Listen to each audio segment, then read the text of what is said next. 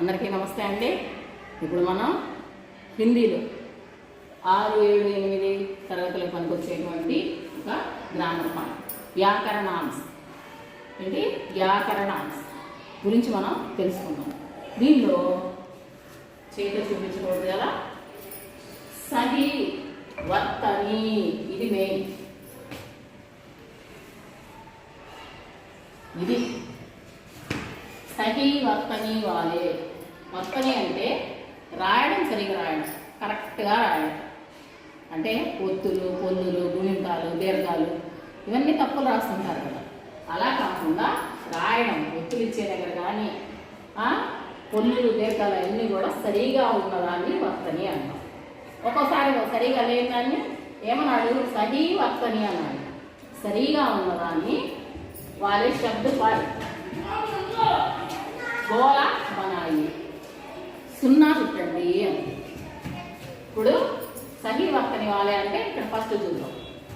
మహోదయ్, మహోదయ్, మహోదయ్ పదం ఉంది.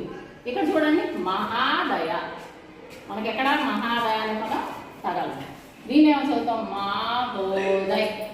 మహోదయ్ అనేది కూడా ఎక్కడ మనకి తగలదు. మహోదయ్ ఈ నాలుగిట్లో మనకి మహోదయ్ కరెక్ట్. సో దీనికి మనం సున్నా అవుతాయి.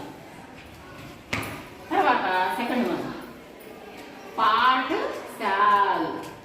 పాఠశాల ఫస్ట్ మనం చదువుకోవాలి. పట్టశాల, పట్టశాల, పాఠశాల, పోటశాల. ఇక్కడ వీటిల్లో మనకి ఇది కరెక్ట్గా అనిపిస్తుంది. పాఠశాల ఇది మనకి కరెక్ట్గా అనిపిస్తుంది. తర్వాత ధన్యవాద్, ధన్యవాద్ ఇది చూద్దాం. ధన్యవాద్, ధన్యవాద్ అంటే ఒత్తుదా రాస్తాం, మహాప్రాంధ. సో ఏమున్నాయి చూడాలి కదా. ధన్యవాద్, ధాకు దీర్ఘం ఉంది, ఇది సరిగా లేదు. ధన్వాద్. సో మనకి నాలుగులో ధన్యవాద్ ఇది కరెక్ట్ అనిపిస్తుంది. ఇది రౌండ్ అప్ చేయాలి. తర్వాత ప్రణామ, ప్రణామ్, పరణామ్, ప్రాణామ్. వీటిలో మనకి ప్రణామ్ అనేది వింటా ఉంటాం. ప్రణామ్, ప్రణామ్ అంటే నమస్కారం అని చెప్తుంటారు కదా తెలుగులో కూడా. సో ఇది రైట్. తర్వాత పాఠం పెట్టిందిలే చుట్టి పత్ర అని వస్తుంది.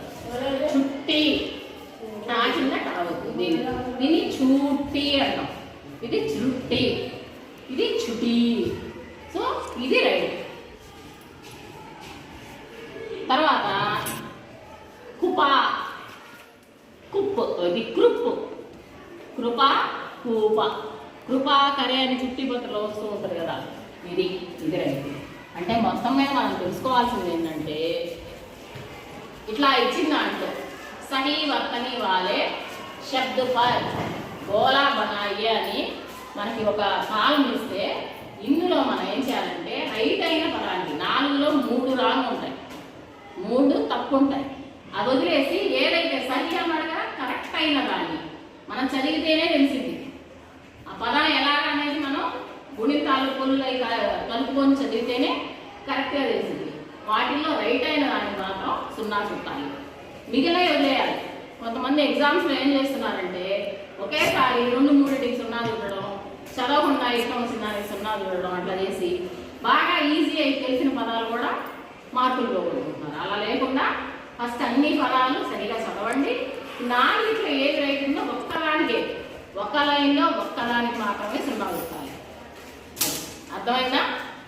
అర్థం కాకపోతే కామెంట్ చేయండి, ఎక్కడ అర్థం కాలేదో చెప్పైతే లైక్ చేయండి, షేర్ చేయండి, సబ్స్క్రైబ్ చేయండి. ఇంకా ఏమన్నా దీని గురించి మీరు చెప్పండి అని ఇలాంటి అంశం ఏదన్నా ఉంటే కింద కామెంట్ చేయండి. యాజ్ ఏ హిందీ టీచర్ మీ అనుమానాలన్నీ నా సాయశక్తులా నివృత్తి చేయడానికి ప్రయత్నిస్తాను. Thank you all.